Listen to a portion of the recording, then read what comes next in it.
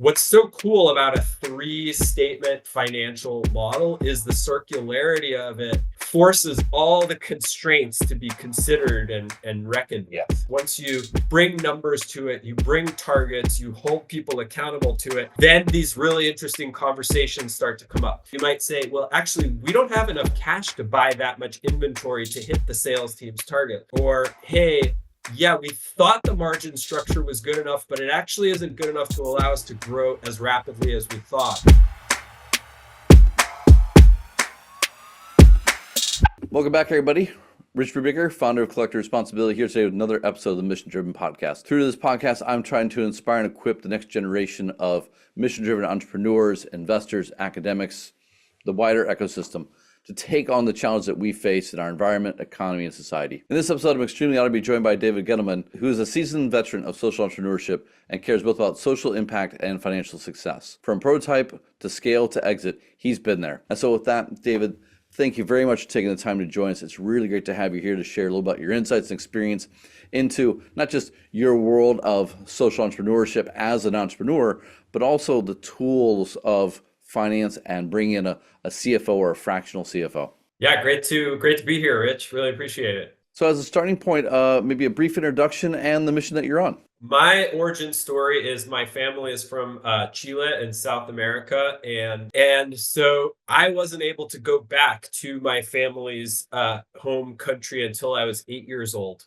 And when we did go back, I went to a little rural town and met these other 8-year-old boys, and they invited me to play soccer. And here I was, this American playing soccer with these Chilean boys, and they didn't have shoes on their feet. I know that I'm not the only one who's had that experience, but when you're 8 years old and you have that experience, you just ask yourself, why are our circumstances so different? That question led me to my life's mission, which started with founding a social enterprise to build sustainable livelihoods for people in Africa, Asia, and Latin America. And then when I finished that, I said, how can I leverage the strategic financial skills that I learned along the way to add as much value as I can to be that co-pilot? And so that was the genesis of Do Good CFO. That started 15 years ago. And our mission is to find the world's best social entrepreneurs, the ones that give us goosebumps when we meet them, to scale their business, to avoid falling into the pioneer gap, which is, real challenging place between kind of prototype and scale. And so that is our mission, is to help these amazing social entrepreneurs to build incredible, sustainable businesses that stand the test of time. When you're kind of coming into the idea of Do Good CFO, why did you focus on being a CFO on the financial side or on the fundraising side of this? Because there's so many challenges that you would have gone through, overcome, learn lessons from, and felt capable of helping entrepreneurs, kind of go through on their own path. Why did you decide to focus on this one aspect? And what experience did you have in your own journey that kind of led you to believe like this is the space to be?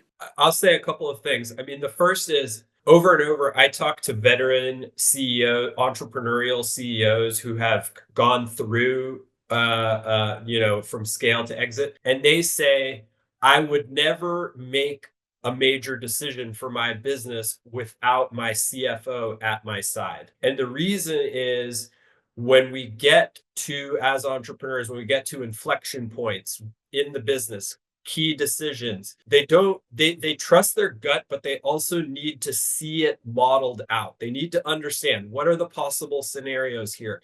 What is this going to look like? What's realistic here? What's the downside? What's the upside? And then a lot of times they're not just looking at that in a vacuum. They're sharing those numbers and those upsides and those downsides with their board, with their advisors, as co-pilot, sitting alongside the CEO. That was what I saw as the great value, and that's the role I played as co-founder to the CEO.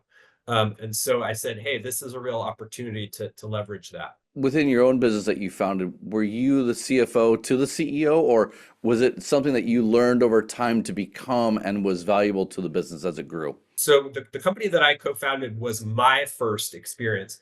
The CEO, she had already founded two businesses before. So I was lucky enough to, first of all, learn from her.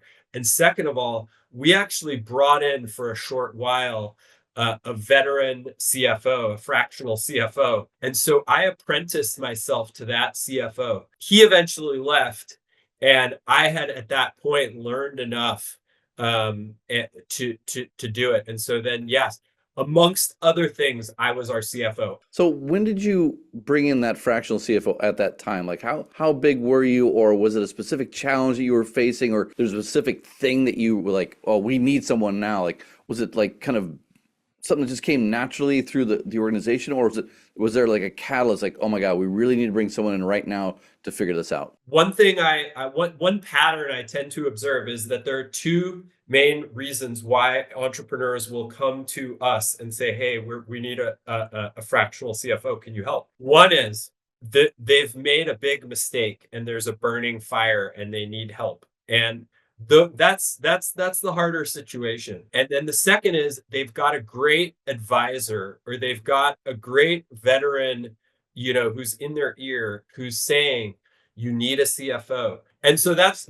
what happened to us in that situation. We were fortunate enough to have a great, advisory team that eventually became our board. And on top of that, we did it right after we raised capital. That is kind of a key inflection point moment when you have some extra money in the bank and when you want to set yourself up for success. So what is it that's happening at the 3 million stage, or let's call it 3 to 5, give a little bit of variance.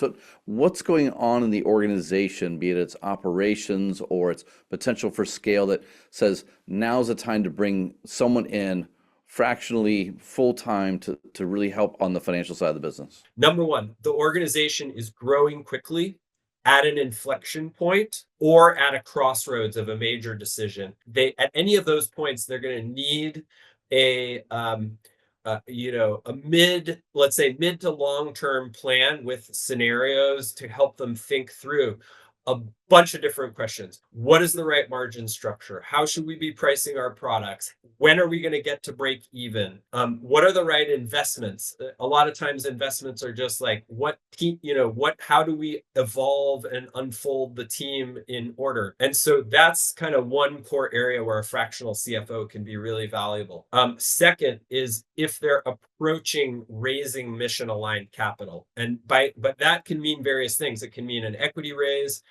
It can mean a debt raise. And for nonprofit organizations, it can mean going after large grants. Preparing for that, there's a lot of valuable work that goes into the preparation for that capital raise that can avoid major problems down the road. Another situation is just their accounting and finance department, needs an overhaul. Really quickly, you get these 4 scenarios, different kind of situations where a CFO may be required. But what does a CFO do, regardless of the time they spend with their fractional, full-time advisory? What's the role of a CFO in an organization? What are the things they do? Because they're not accountants and they're not, say, fundraisers. They're really more strategic. So what's the role of the CFO when they come into the organization? What are some common tasks? What are some common things that they should be working on for the organization? Yeah. So the first thing we do when we come into organizations is to understand the cash situation of the company. First question I always want to know is, do we have a cash forecast? Is that cash forecast reliable? How much runway do we have? Once you settle into that knowledge, are we dealing with a crisis where, we need to figure out how to, keep the company alive? Are we dealing with a situation with strength and where we need to figure out how to get resources? Then of course you're looking at the P&L, right? And when you look at the P&L, one of the two key questions. One is how healthy are the margins? Do we have healthy margins? If we have healthy margins, then that's great. We can start to focus on scaling. And then the other question is, Are we profitable? Bottom line, if we're not, how much money are we losing? If we're losing too much money, do we need restructuring here? What is the path to how quickly can we get to profitability? It's like the doctor diagnosing kind of what's the situation are we dealing with? And then based on that diagnosis, then you can head in different directions. Yeah, because I'm thinking like most entrepreneurs should have a handle on that, right? Like I know oftentimes, I know in my first organization, I didn't quite have a handle on that. I knew like we had money coming in, I knew we had sales that were growing, I knew we had more projects, but I didn't realize like that actually we are putting more money up front. So we are actually our runway was being constrained by our accounts receivable in a way. Like it was just this outrageous, and then I kind of worked it out over time on my own. But once they do that triage, what's next? Like, I mean, let's assume they have a good cash position. They've got a healthy margin. They've got a decent runway. How does the CFO help prepare the CEO or the leadership team or the board to find scale, to feel comfortable in scale? Like, is that pure numbers? Is it actually showing different models? Like, what are they kind of doing next to help the CEO or the leadership team get comfortable with the idea? Like, either they have the room to grow, or actually, let's hold here for this amount of time so that we can actually build a reserve and then let's go. Yeah, I mean, you described a situation where the company has cash runway. That's not an issue. The margins are strong. That's not an issue. And presumably, like sales are growing. One of the things CFOs really help organizations do is let's look at the historical data. Let's think about how the historical data grounds us in reality, and then let's take the forward thinking and forecasts and opportunities and try to model that out forward. For example, if we're looking at the sales forecast, what is the sales team telling us that they can do or not do? How do we get commitments from the sales team? Once you start to ask for commitments and hold people accountable, it turns out, and these are the salespeople are presumably like the closest to the customer. And if you say, great, you have this sales forecast, can we hold you accountable to that? Well, that's when they, sometimes come back and say, well, actually, there's some things you should know about. And so what happens is then there's these conversations internally that start to arise, and that kind of it's a facilitated process. Once you bring numbers to it, you bring targets, you hold people accountable to it, then these really interesting conversations start to come up. And so it's kind of like this, you start with that initial diagnosis, and then you start checking around, and it starts uncovering bottlenecks and issues, and you kind of like take that spiral out.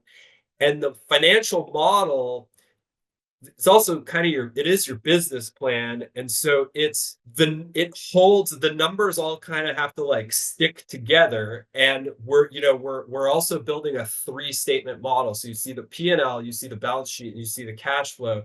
So hey, you might say, well, actually, we don't have enough cash to buy that much inventory to hit the sales team's target. Oh, so maybe we need, to go out and raise some debt. Or, hey, yeah, we thought the margin structure was good enough, but it actually isn't good enough to allow us to grow as rapidly as we thought, or what have you. So what's so cool about a 3-statement financial model is the circularity of it forces all the constraints to be considered and reckoned with. How do you as a fractional CFO start that process? Because it feels to me like there's a lot of information they got to take in. There's a lot of stakeholders they have to engage. There's a lot of numbers they got to put together. Like, and if someone says, well, you can have 10 hours a week, it just seems like that's too much. So how do you get started in this role, as a fractional? And are there times where it's like, look, this is a full-time position for X amount of time? Like, do you have to have that conversation up front, or do you try and just, do what you can with the resources you're given and, go from there? Yeah. So first of all, some fractional CFOs will just work kind of more hourly, or like start off with a project. We don't think that that's well, that's not our preferred approach. Our preferred approach is we say, hey, we have a certain amount of bandwidth, which is about a day to a day and a half a week for our team. And our team includes a fractional CFO. Sometimes we'll have an analyst working under them from our team. And that allows us to burrow in deeply into the organization, build relationships, understand the context of the organization. Maybe a super veteran CEO can have a CFO that's just kind of on call and reactive.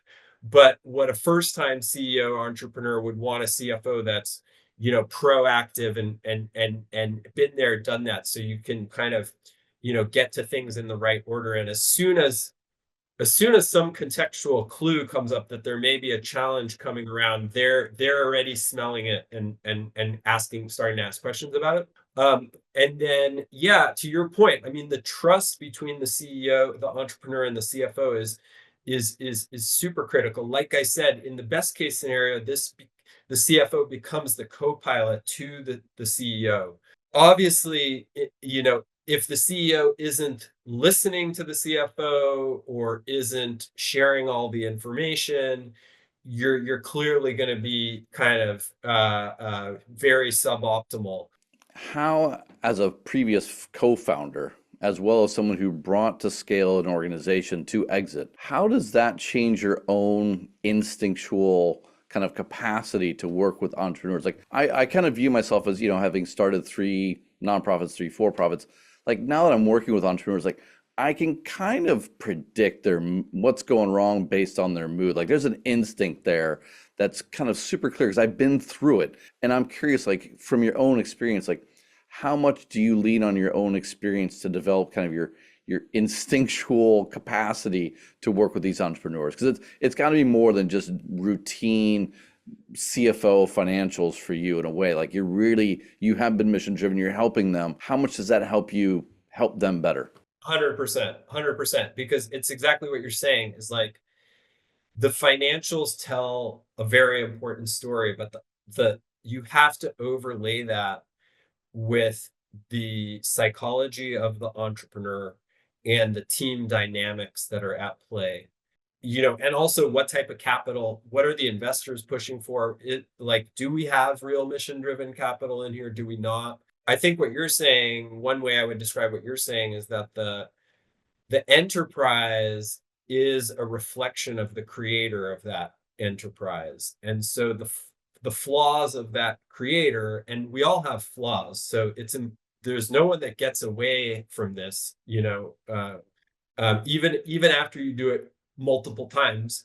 But the flaws of the creator make their way into the business. Do you think when you're placing a fractional CFO inside of a mission-driven business that they should be mission-driven themselves, or could they be really just a really good financial professional who is agnostic of the mission, the business itself? Like, does having that mission baked in help them really bring another layer to their work? Yeah, so I would say there's three reasons why having the mission piece is helpful. Number one, can they help you raise mission-driven capital? Do they have a network of folks? Because mission-driven capital is a very unique space, and especially what I mean by mission-driven capital is patient capital. The second is mission-driven businesses have very specific trade-offs. Hey, we're trying to help, farmers, or we're trying to create livelihoods. At the same time, we have a product that we need to sell and it needs to be competitively priced. How do we balance the welfare of the farmers versus, being able to sell our product? And so I think that's kind of being able to hold that trade-off of mission and margin is a muscle that a mission-driven CFO specifically is going to deal with. And then the third thing, which is somewhat related, is mission-driven organizations have a very specific culture, right? Like the team in a mission-driven organization, a lot of times, they may be getting paid less than kind of if they were working for a conventional company, but they do it because they care so much about the mission. The trap that a CFO that isn't experienced in this can fall into is to really go too far to the profit motive and turn off, be kind of not in the culture of the organization and really turn off people on the team. And then, the trap of not having a CFO in there is you just go all mission and not enough financials. So that I think that is why, feeling into the organizational culture, feeling into how do we weigh, financial with human capital and impact, like that's where kind of a veteran mission-driven CFO can really, add the most incremental value. So say you're an entrepreneur or you're a small organization and you realize like you need a CFO. What's the best approach for an entrepreneur to figure out exactly what the requirement is or what the scope of need is, and then how to identify the right, fractional CFO as part of that process? What I would do is start off by creating a job description. What do you think the role is? To figure out what the job description, you have to ask yourself, what capabilities do we already have in house versus what capabilities are missing? And if you start with that, and go into a conversation with the fractional CFO, and then maybe pull your advisors in. If you've never worked with a fractional CFO, talk to your advisors about. And then I think it's just trying to get a sense of like how big, how hefty is that role. I mean, another thing that's very important to understand is every company has a ladder of financial needs. So you've got bookkeeping at the base of the ladder. Then you have what I would call like operational finance or like controller level responsibilities, paying the bills and having basic budgets. And then at the top, you have strategic finance, capital raising, financial planning and analysis. And so if you're too bottom heavy with just an accountant, you will screw up on the strategy. If you're too top heavy, you're going to be spending a lot of money and you're not going to have your books in order. So you need to have like that whole ladder needs to be kind of right sized. It's very easy as an entrepreneur to be like, here, take it all. And in reality, maybe half of that's probably what you should be dealing with, the other half isn't. And I feel like, oftentimes you can find yourself in a situation where you're cutting back, and that's super inefficient for both sides. So how do you make sure that you're right sizing as you're going into an engagement? Again, we have a very particular model, which is, hey, you need a veteran and you need a day to a day and a half a week of time. And really it's about that. That should be enough for a good CFO to prioritize what's needed. Like, again, it's like, what's the complexity level of the company? What's the revenue level? By complexity, what I mean is like, do we have, 10 SKUs or do we have 1,000 SKUs? Do we have 3 layers of debt, or just like one lender? Do we have 500 customers or do we have 50 customers? So a $3 to $5 million company is not going to should not need a full-time CFO. If you do, you either are ready to like scale into a $30 million business really fast, or your business is way too complicated. And actually, your problem is you need someone who can help you simplify and scale back your complexity. One area where a CFO I can feel would be really needed is in the fundraising process. What is their role in that process, and what's the advantage of having someone sitting next to you in the pitches for either the equity, debt, financing that you may require? A lot of entrepreneurs think that, oh, I'm going out to raise capital. I need a financial model to raise capital because that's what all the investors are asking me. That's not the right way to think about it. The right way to think about it is, I need a financial model to manage my business as efficiently and effectively without kind of throwing money away and using my resources as effectively as possible. And I want to show this to investors. And actually, when you do that, investors investors know the difference. And so if we've been working with the CEO and they know their numbers and they understand their business and they understand the trade-offs and the margins and how the cash conversion cycle is working. There's a certain confidence and a certain kind of, hey, this entrepreneur is steering their business very in it, they're taking the turns pretty tight here. And then, when you go out into a capital raise, you need to have a term sheet, you need to have a pitch deck, you need to have a financial model, you need to have a data room. And so kind of having all that ready is another kind of key element of the preparation. The other kind of element is, who are our target investors, and what kind of mentality and what kind of internal rate of return are we do if it's a fund, or if it's a family office, or if it's like, what do they need to succeed, and how does that, then they have to mark that up to the company, who then needs to hit those. And so what's the level of pressure if we raise that kind of capital that's going to be putting? So being very aware of that, a mission-driven CFO who knows the space is hopefully going to help, instead of having like 100 conversations with unknown investors. It's like, hey, how do we kind of have fewer conversations with higher target investors? Now, does the CFO come to the meetings? Because there's a fractional person, they have a day and a half in the company, but I need them on Thursday. Like, how do you fit that in, and what's their role inside the meeting? They're providing the numbers, they're providing the model, or the CEO is just doing the vision. Like, what's the dynamic like? We like to have the CEO run the roadshow. First of all, what that means is the first pitch, the first meeting. When you as an entrepreneur, you show your passion, you show your business plan. The CEO should be able to do that themselves, or the founding team. It's the next level down when it's the best use of the CFOs.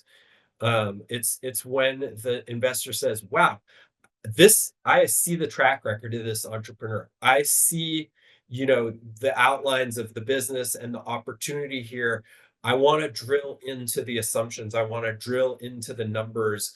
It's time for diligence. That's when the fractional CFO should step in. Kind of wrapping up, if you're speaking to an entrepreneur that's watching this and they're kind of trying to figure out, are they at the stage, are they not at the stage? Like, what are a couple questions, or what are 3 questions they should ask themselves about whether now's the right time to bring in a fractional CFO, and if so, how to approach it? First of all, I would say, wherever you are, start learning right now. What do CFOs do, and how can they help my business? What are the strategic financial questions that my business is facing? The second question I would ask yourself is, like, really try to take stock of your strengths and weaknesses.